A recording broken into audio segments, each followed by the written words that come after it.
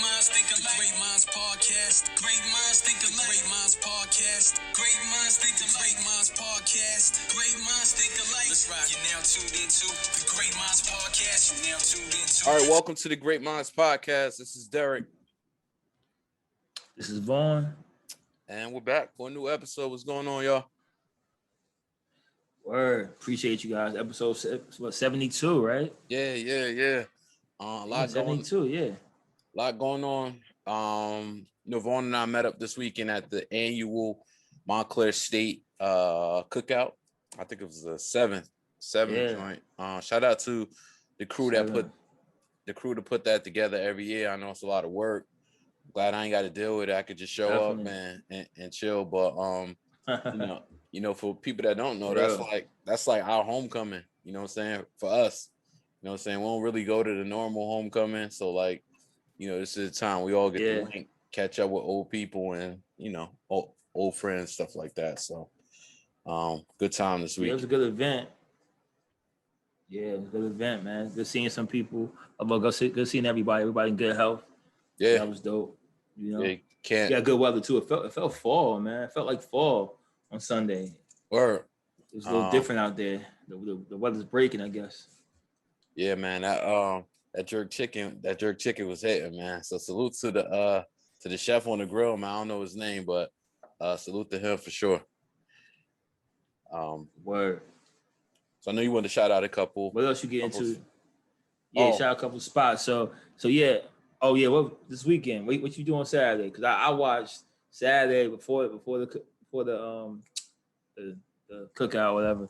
I watched Cocaine Cowboy on Netflix. Yeah. Did you finish it yet? Nah. I started. I'm halfway through the first episode, so I don't want to talk too much about it. I'm on it though. I'm on it though. So I know. I kind of just did that. That was it. Yeah, just chill, man. We do want to shout out some local restaurants. I got my man Zach's spot, the burglary doing real well in New Hope, Pennsylvania. So if you're anywhere near like Hunterdon County, New Jersey, in that area, it's literally a few minutes from there, out in New Hope, PA, the burglary. So definitely check them out for a good burger, chicken sandwiches, fries, things like that. I know that. They got turkey burgers? I'm not sure. They got a banging chicken. Maybe not. Yeah. Banging chicken sandwich though. All right. No doubt. I wanted to shout out two spots too. Got Smoking Ashes in Teaneck. It's a cigar bar. They had a good event. I think it was like last month. It was like a car show that they had in the parking lot. So that was pretty dope. And also a spot called Lyrical Chef. They specialize in banana pudding though, which is crazy, right? So they specialize in that, and they're actually located in Belleville, New Jersey, but they're also, I believe, in ShopRights too. So it's an independent spot that I think people should check out. Right. All right. So what I feel like was the verses that I was most interested in, and I mean it was what I thought would happen. I think we both picked the locks, that's kind of like an easy thing, but it was way more. It was a slaughter, like way more than I thought, and I think for a couple of factors, like when you think about certain music, you think about like how you liked it when it was out. You know what I'm saying? And then you start to think when you start to see them performing it now, you're just like, I don't really need like computers puting right now. You know what I'm saying? like that was cool, and like some of the stuff was cool. So what I finally realized outside of probably Cam, like that music was like Dipset, I feel like made music for an era. You know what I'm saying? So if they did a verses back when the era was gone, it would have been a lot closer. You know what I'm saying? But with the locks, they just have just like timeless stuff. Like you can play We Are the Streets, and it's as good as anything that comes out now. You know what I'm saying? It doesn't feel like it was old. So I got some more thoughts. Go ahead. No doubt, I agree with that too. Like I look at growing up, like I really grew up on the locks. Like I grew up on the locks and the world locks and things like that. And it's timeless, like you said. you know, from the Bad Boy mixtapes. They can just went off mixtapes alone. I said that initially too. Right. But when you look at Dipset, we were grown, we were older when Dipset came out. So like I looked at it as like a fad.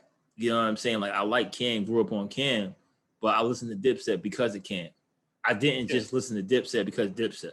Right. You know what I'm saying? So like if Cam wasn't a part of Dipset, I would never listen to him like that. So I knew what it was going to be, and the verses kind of show it that, you know, the Lox, their music is timeless, and Dipset was for a time, you know, a period. They had songs, they were doing their thing, but you can't compare that with timeless music though. Well, and I think the other thing that showed is like the Lox are like connected as like a real brotherhood, right?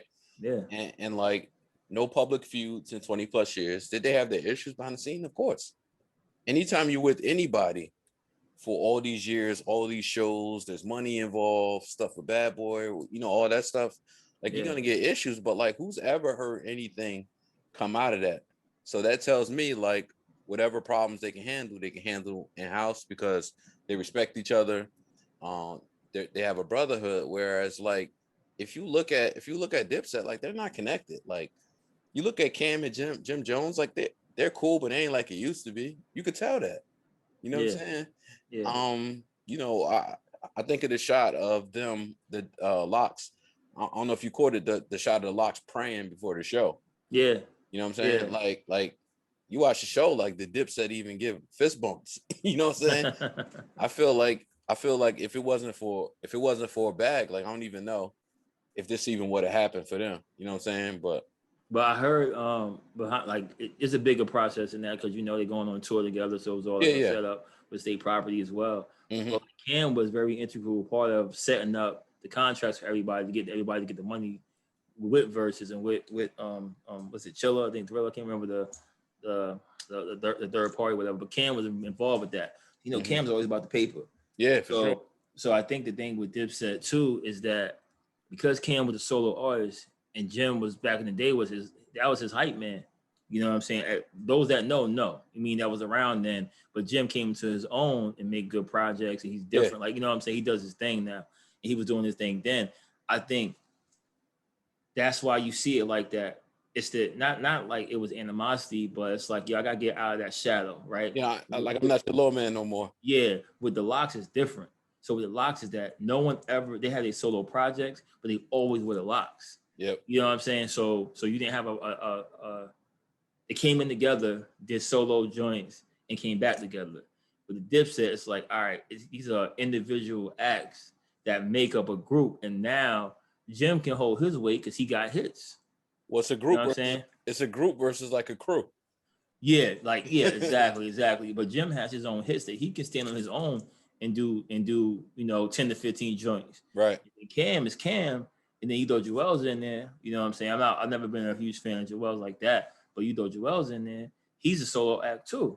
You know what I'm saying? So it's like it's different. You know what I'm saying? You can see separation, but the Verzuz to me, you know, we all won because it's a concert and it was dope. But like what the Lox was doing was ridiculous. Yeah, it just even from like how they came on the stage, like the Lox came to handle business. They had on like gym clothes, you know what I'm saying? Yeah. Like t-shirts and jeans or t-shirt and sweats or whatever. And like you know, you look at Joel. Someone said it looked like he fell in his closet. Yeah. You know what I'm saying? But also that's the difference. Like Harlem and Harlem is get fly, More flashy, yeah, more flashy, and Yonkers is a little different. Yonkers is more grimy anyway, just by nature. You know what I'm saying? So I wasn't surprised at that. But what it did show is there's levels to this. You got the A side, you got the B side with certain things, and it's crazy how it took people this long to realize how nice the Lox were. Like we did our list with a couple episodes ago before the verse. He was like, "Yo, who's our top 6 out of like rank the two groups?" And I had like Sheik at like 4. Yo, Sheik at 3. Yeah. Like I told you, I was like, yo, I got bumped money up. I got bumped Sheik up to 4 too. Yeah, you said 4. What you have? I got him after Cam. I got him after Cam. Nah, I got him. I got Sheik before Cam now. I mean, that's fair. Because I started thinking about it. I started listening to this stuff, and when this song started dropping, I was like, yeah, like because Sheik was the one to me that people kind of always underestimated Always, because he stayed right. in his own lane. Like he just did his thing. He was happy comfortable with the group. In my eyes, the group aspect. He didn't care about the extra stuff. Well, And then, you know, I think that and like Kiss and Styles are just so elite too. You know what I'm saying? It's like I don't know a comparison to make, but like, you know, like you get two great players, and then like even like a James Harden when he was like a six man, he finally went off. He was like, prime oh, example. It's like LeBron, D Wade, and Chris Bosh. Chris right. Bosh was that third member, but Chris Bosh was nice. But Yeah. people underestimated how good he was before he got there. He was 20-10. You know what I'm saying? Like 26 and 12. but people forget about that. They think Right. about, oh, Chris Bosh, you know, he's taking the back seat because he's taking the back seat. He's letting them cook. He's doing everything else. So Right. Yeah. Definitely was dope though. That was certainly a massacre. What I did like about it, which was crazy dope, is like I don't know if you saw the vid with Styles and Cam. Nah, never. Yeah, they had like a 9-minute video at the end and was just kind of like, yo, this is my brother. Cause it was something where like Cam was like kicking Styles or something like that. Yeah, kicked him because Styles trying to pull him off the chair. Yeah, he was like, this is my man. It's my brother for 20 years. So like, I'm not going to let the media or like social media drive some type of narrative. Like we battle, like we on the court playing ball, and this is my brother and we about to get some money. So yeah, that's what it is. Yeah. So I thought that was a dope vid, but all right, so I don't think we ever did this. Like we talk about like our top 90s rappers, these rappers or whatever. Who are your, I mean, I guess we could go back and forth. Who are your top 5 rappers right now? Today. We know it could change tomorrow, you know, whatever. As of today, who you got number 5? All right. Right now, number 5, Jada popped into top 5. I knew he was gonna say it. Jada popped in top 5, yo. Like, you know what it is? Oh, let me stop you 1 second, right? It's like, and I know why you're saying it too, because he was probably already in your top 10, right? Yeah. So it's like he in your top 10, and then like he just did like a Giannis game in game 6, right? Like the Verzuz, he just dropped 50. Yeah. You're like, yeah. Right now, you gotta be top 5 just on the strength. Yeah, and then you gotta think about like what he was saying made sense. And I was explaining this to people when he was like, "Yo, they lip singing. We don't got no rap. We don't not doing it off reference track." And that's different. Like that's what I'm saying about the levels of MCing, right? So he's doing this off of just the instrumental and just hitting everything's on point. And yo, like he was in my top 10, but after that, my top 4 never changes though. But that 5th spot is always rotating, and Jada in there right now by far. How about you? I got Styles number 5. Kiss probably number 6 though. It's all. I mean, Styles has been my favorite rapper at probably like a 5-year stretch at one point. I just think he's dope. I just think he still creates dope projects. I mean, him and Kiss could flip flop, but I got Styles on number 5. It's just one of those things. I just like Styles a little bit better. Gotcha. My number 4 is not Nasir. Nas is always gonna be in my top 5, and most likely he always gonna be number 4 to me. But Nas is just, we'll talk about that project in a few, but he's just Nas, yo. Like he doesn't age. I mean, physically or lyrically, like he just doesn't age. Like it's like the craziest thing I've seen in my life. Like he just doesn't age. How about you? I got Kanye number 4. Now the current Kanye wouldn't be anywhere near. I just think like he has like a, I don't know, maybe like a 6 album stretch that's like crazy to me. Like the first few, I like 808s too. A lot of people don't like that. I like 808s. If we talk about later projects, I like The Life of Pablo, obviously Dark Twisted Fantasy, Late Registration, Graduation, College Dropout. I mean, the Sideshow and all that aside, I mean, those 6 albums alone are all elite. So I think on the strength of that, he's got to be in the mix for me in number 4. No doubt. Number 3, I got Big. Big would be higher than me, but if he lived longer, you know what I'm saying? It's just that time period, that things that he did, like I don't think we ever saw, like the trajectory. Like I was watching something today, and Fat Joe was talking about him. He was like, "Yo, I've never seen someone with a trajectory that fast, like overnight type of thing. Where like Not like he wasn't nice, it wasn't gonna happen. But for someone wearing like army fatigues, and then the next year he's in Versace and pinstripe suits. Right. Like you never see, but everyone knows who he is. Like, you know what I'm saying? And I think we never seen something happen that fast. He only really had a 5-year run, maybe a 3 to 4 year real run when he was actually like elite like that. But the first couple years trying to get up there, but never seen that before. So that's my number 3. I got Nas number 3. Just like, all the stuff you said, man. I mean, even right now, with the King Disease too, still elite lyricism. And he's not he's evolving too. Like when you hear him rap, he's rapping about like, being too old to go on DMs. You know what I'm saying? I mean, on the song Store Run, he talking about like, who you gonna send to the store? I own the store.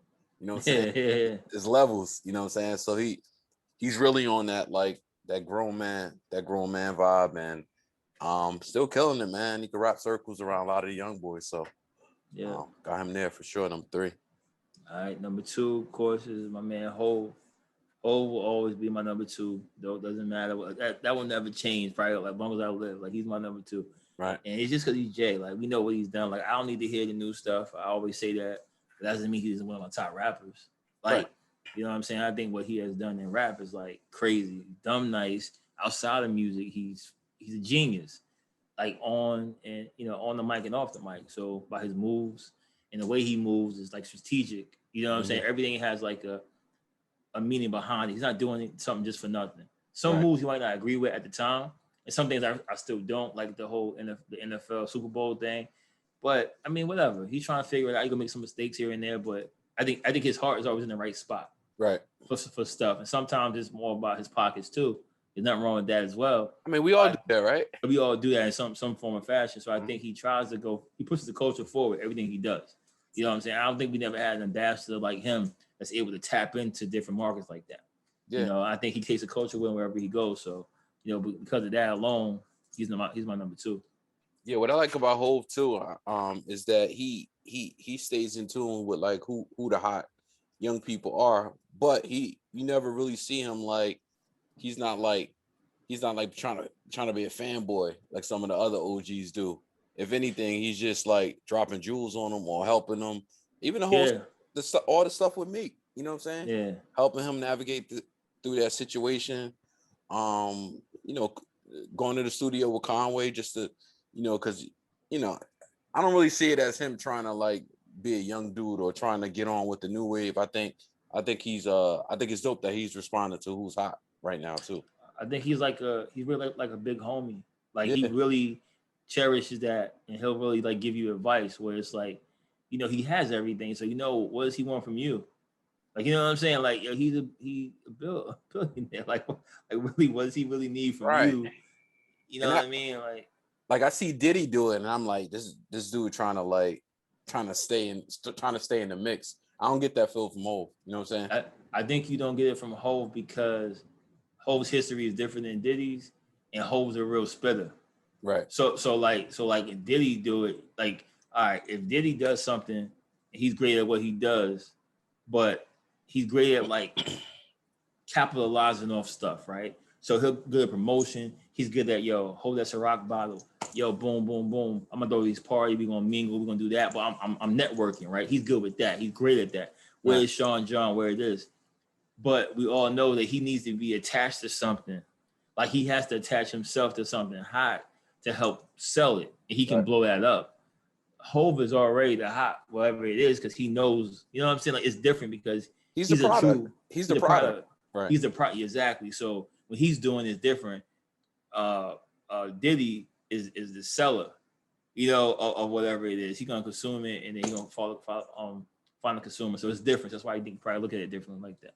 Right. I got big number 2. His trajectory would have him at number 1, but I mean, just like you said, nobody shot up the ranks that quickly and evolved that quickly. I mean, it's a shame. You think about like Len Bias and guys like the kid Benji that got killed. Yeah. You know, those people you always wonder like how good they could have been, or you know, projection. Even like a guy like Reggie Lewis, who was just kind of like coming into his own. You know, Petrovic. You know, like all these guys. But yeah, I got big number 2 for obvious reasons. Word. So based on what you said on piggyback off that, I think certain people are here for certain reasons, right? I think everyone's here for a reason, right? So I think things happen how they're supposed to happen, unfortunately, with anybody, right? You can't, like, to me, the story is kind of told. You living it out. You know what I'm saying? You living it out what it's going to be. You just don't know when you're going to punch out, right? So if Big would have lived, something else wouldn't have happened.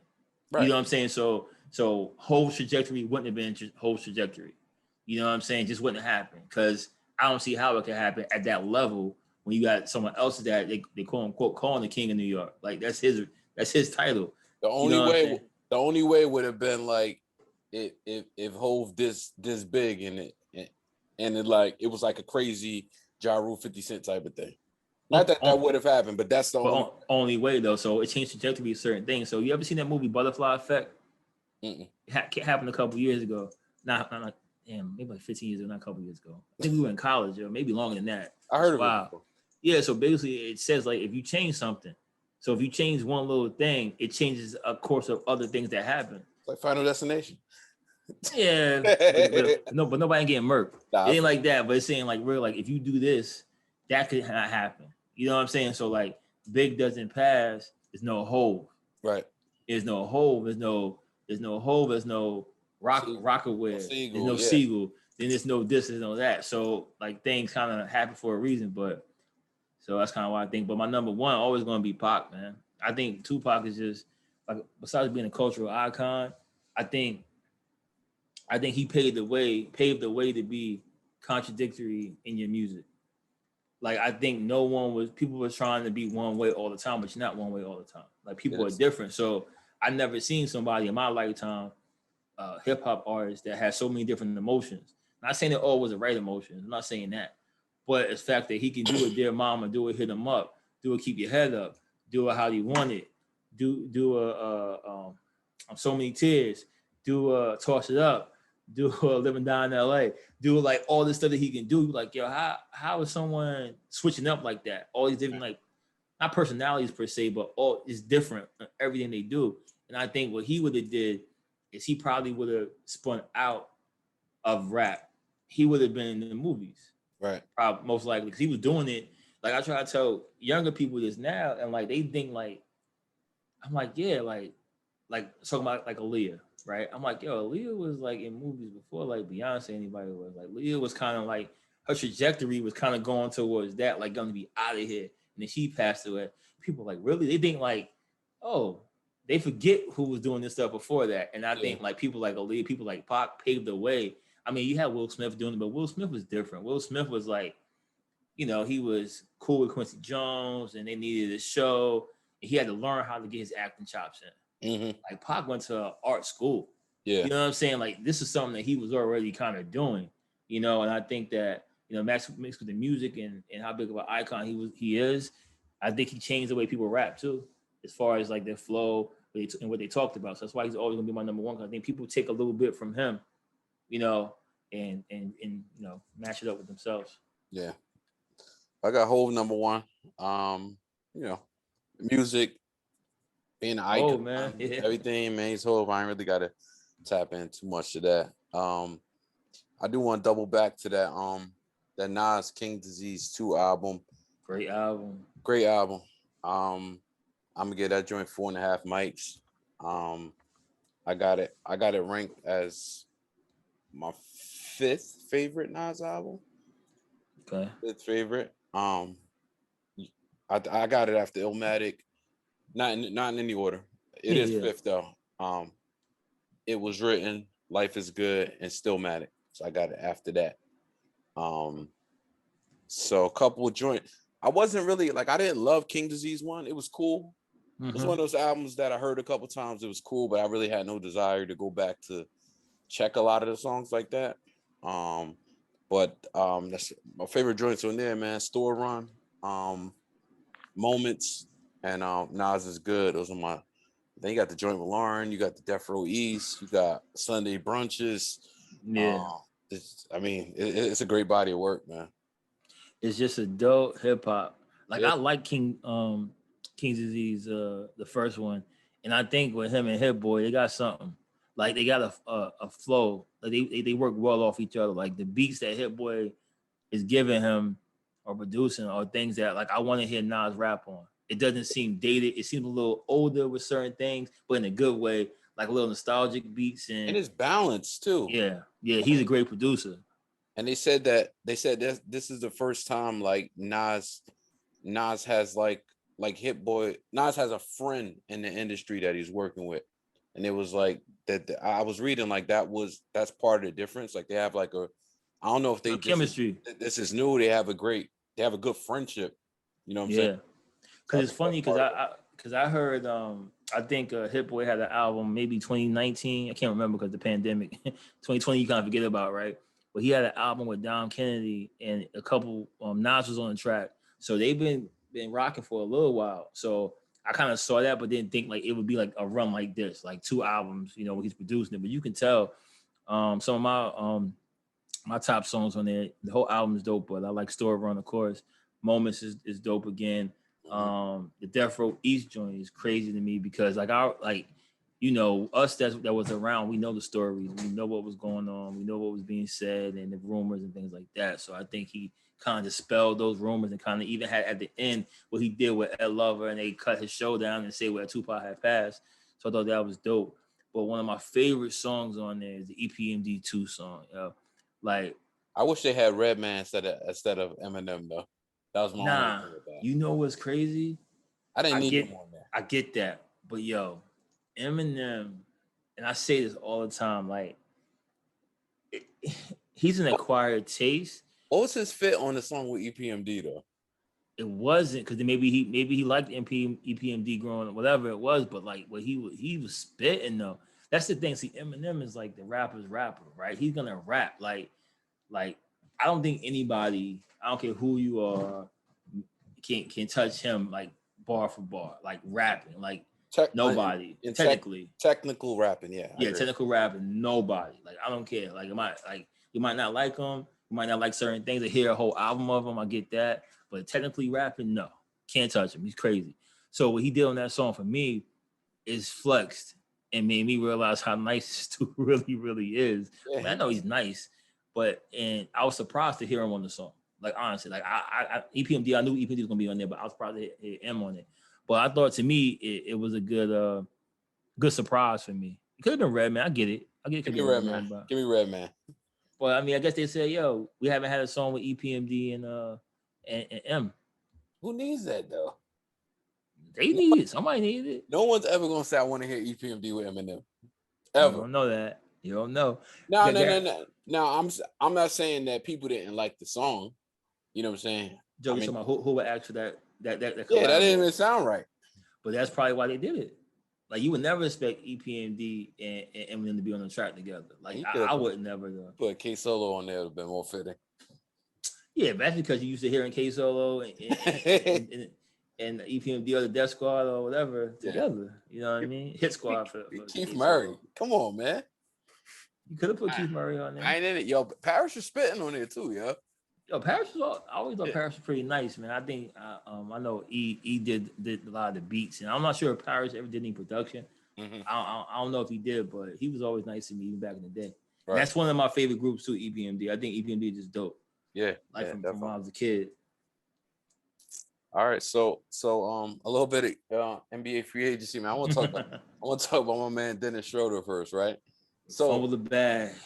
So like people are saying he lost $78 million, and like he didn't lose $78 million because here's what that means. That means that if he lost $78 million, that means this is his last year in the NBA. It's not like he was offered $84 million this year and he's playing for $6 million. But it was 84 guaranteed. Right. So what I'm saying is he's going to end up probably losing $30 million over that same period of time is what I'm saying. Unless he doesn't get hurt. Have him get hurt. Well, then he lost $78 million. but you know what it is? People bet on themselves all the time, right? So when he turned on the contract, I believe it was before LeBron got hurt. So in his mind, it happened during the season, right? Right. So in his mind, you know what he was thinking? We're gonna win a chip. I'm gonna be a huge part of the chip. They're gonna need me back. I'm telling you, that's my gut feeling. And when you bet on yourself, you're nice. At least that's what you're feeling. You know what I'm saying? Like you're like, yo, we about to win a chip. I'm about to be an integral part of that chip. So I'm gonna need. He wanted 4 years, 120.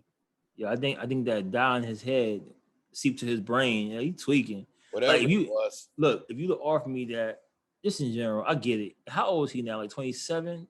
Yeah, he's not too old. He's still in this. Maybe 26, right? Maybe 26. Yeah. Yeah, I don't care if they got 4 years, 84 million on the table. I'm gonna go. All right. When they offer it to him during the season, like what part of the season, midway through or like towards the end? It was pretty early in the season before the injuries piled up. I know that. So I would say it's cool. Give me that. I would have grabbed it because I would say, all right, by the time I'm 30, I'm gonna bag another 80 mil probably, maybe even 120 when the TV money kick in. But if you truly believe that you can get the 120, you got to consider that. Somebody lied to him though. Now we're looking at the decision now because it happened. I don't think anybody. His agent probably told him worst case scenario, you're gonna get 4 years, 60 million. No one thought he was gonna get 6 million. But how I want to know, how did he drop? Well, here's what happened. How did that drop? All right, so there was a small market for point guards, right? Conley resigned. Ball went to the Bulls. Who else moved? Lowry went to Heat. He went to the Heat. And then the teams with money left, it's like you're not gonna sign Dennis Schroeder if he's not if you're a team that's okay to not good. He's not gonna move the needle. He's not gonna move the needle. So why would you give him $20 million a year? So now he's in a position where I'm trying to think of a team that would have had some money. So based off that, now we know all this stuff, and we're not even in the league. That's just us just knowing this stuff. I would have known who the potential free agents are, the salary cap issue that the teams would have, for my position way before the season ended. And I think, because I know the Knicks were interested, and I think he was banking he would at least get something for the Knicks, but he wasn't expecting Kemba to get traded, then Kemba to get bought out. And the Knicks got Kemba for $8 million. Now, if that doesn't happen, they probably end up with Schroeder. Maybe for not 84, but definitely not for 6.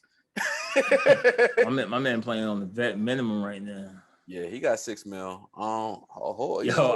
I saw something that said, Dennis is doing good. He needs time to think.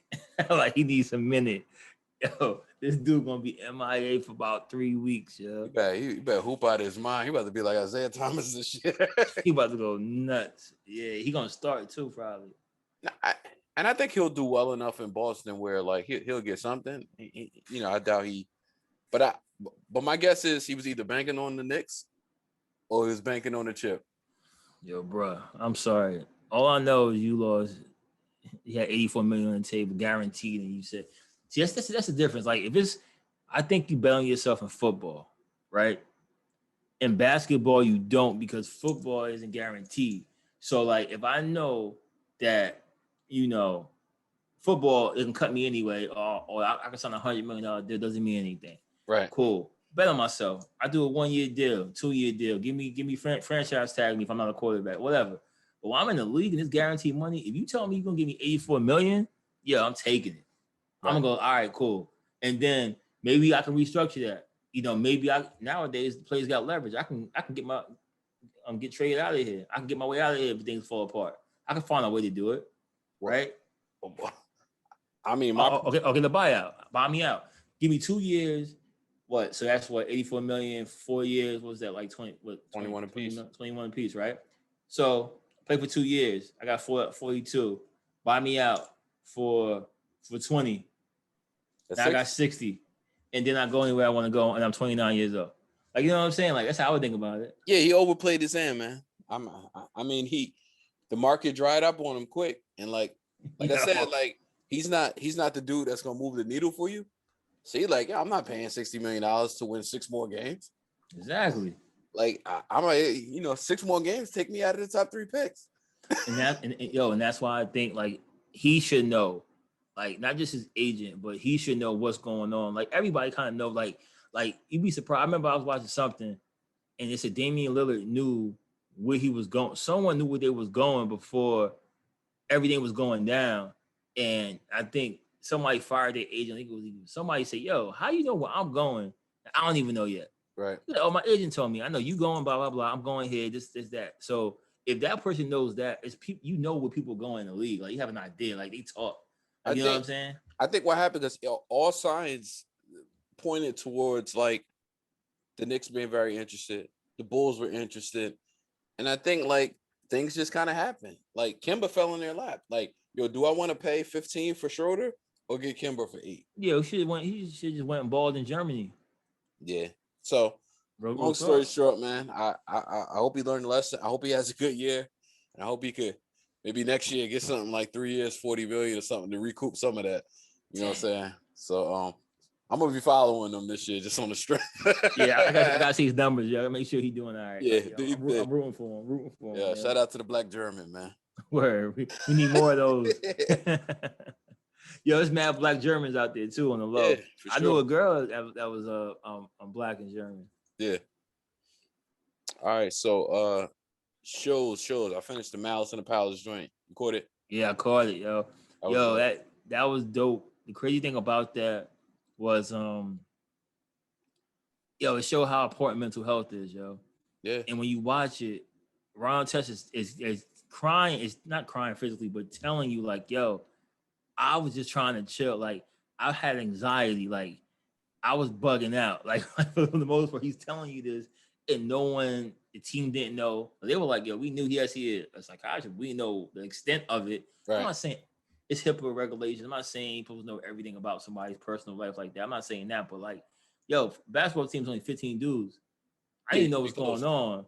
I didn't know like at least like, yo, not like everything, but he's seeing the therapist. All right, cool. He's trying to chill. You know what I'm saying? Like it's mad stuff that could have been avoided with that whole thing. They just handled it wrong. One thing you can't do is say you got a definite family and go to the Source Awards. That was crazy. Yeah, that was crazy. My man pulled up with Petey Pablo. yo, he was like, I don't even know why I'm up here right now, but whatever. He said, I don't know what I'm doing up here, but but it goes back to if he had the right coach. I forgot who was coaching. I think it was Rick Carlisle, right? At the time. Carlisle, yeah. He's totally different. Like Phil Jackson would say, all right, yo, take a break. I think I think they had Bird when they went to the finals, and then Carlisle took over. Bird with the finals went, and then Bird went up to upstairs. Yeah, right. Carlisle took over, but that was the thing. Like Carlisle's a real stickler, right? You know, he's from that old school, Boston Celtic, whatever. He's old school type of dude. He didn't think like that. Like Ron ain't a regular type of dude. You know what I'm saying? Like Phil would have known that. Phil would say, "All right, yo, what you need a break? The season just started. What you trying to do? Oh, you want to go to the Source Awards?" All right, Phil would have said, yeah, all right, Ron needs a couple of days. That's Rodman. Pretty much he's like, yo, Ron needs a couple of days. Talk to like Jermaine O'Neal, talk to Reggie Miller, and this was told him what was going on. That team was stacked. They definitely would have won. Yeah. I mean, I think the Lakers would have given them a little bit of a handful, but they were tough. Yeah, because you had Tinsley, you had Miller, you had Jax. You had Ron, you had Jermaine, you had Crochet who could shoot off the bench. You had my man Jones, I forgot his name, number 20, who was on his team. He was a wing. Fred Jones, something like that.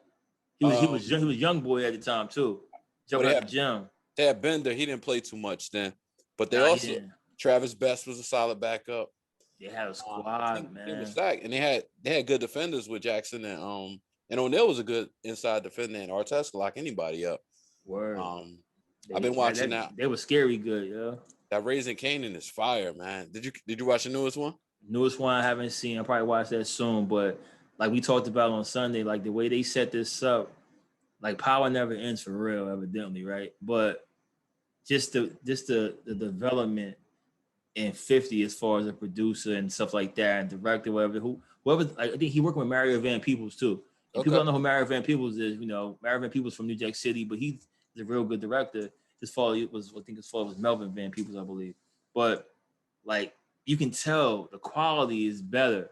You know what I'm saying? The storylines are better. Like the plot, tighter. It's just tight. Like Power was good. Then it started getting a little crazy with certain things. Soap opera-ish. Yeah. Yeah.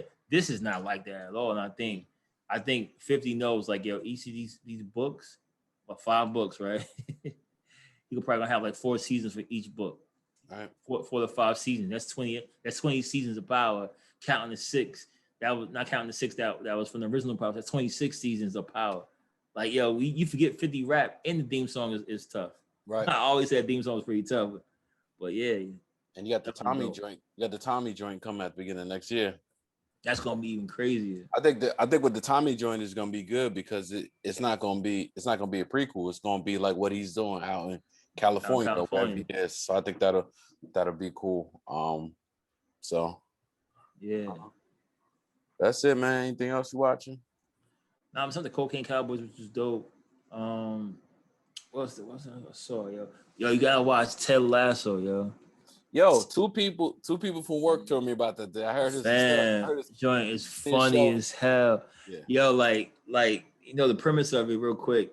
It's about a football coach, a college football coach. So it's a comedy.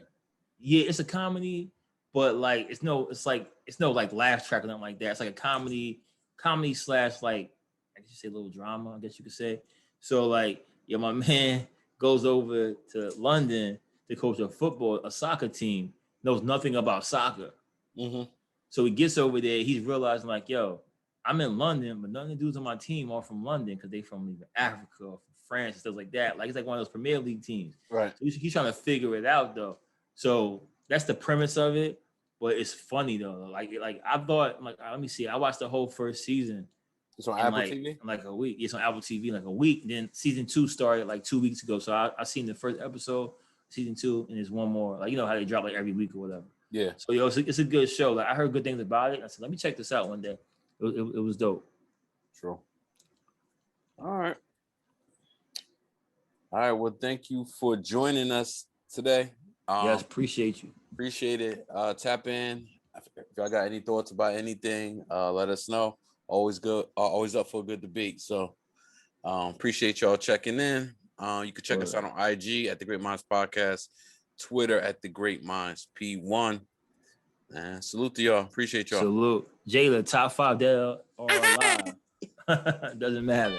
Top 6. All right. Peace. Great Minds Podcast. Great Minds Think Alike. Great Minds Podcast. Great Minds Think Alike. Great Minds Podcast. Great Minds Think Alike. Let's rock. You're now tuned into the Great Minds Podcast. You're now tuned into the Great Minds Podcast. You're now tuned into the Great Minds Podcast. You're now tuned into the Great Minds Podcast. Derrick Devon, oh boy, like Cam on a song. Culture safe now, thank God. The panic is gone. Time to heal from the pain. Take the bandages off. You gotta win. The stakes are high like a cannabis bomb. Okay, it's game time. Picture with the balls. That's a FaceTime. Great minds spreading faster than a rumor through the grapevine. Vaughn and Derrick, deserve the merit. All salute. It's more than just a podcast show. It's like a movie. Vaughn and Derrick, what up? Great minds think alike. It's the Great Minds Podcast. Great minds think alike. It's the Great Minds Podcast. Great minds think alike. It's the Great Minds Podcast. Great minds think alike. You're now tuned into the Great Minds Podcast. You're now tuned into the Great Minds Podcast. You're now tuned into the Great Minds Podcast. You're now tuned into the Great Minds Podcast.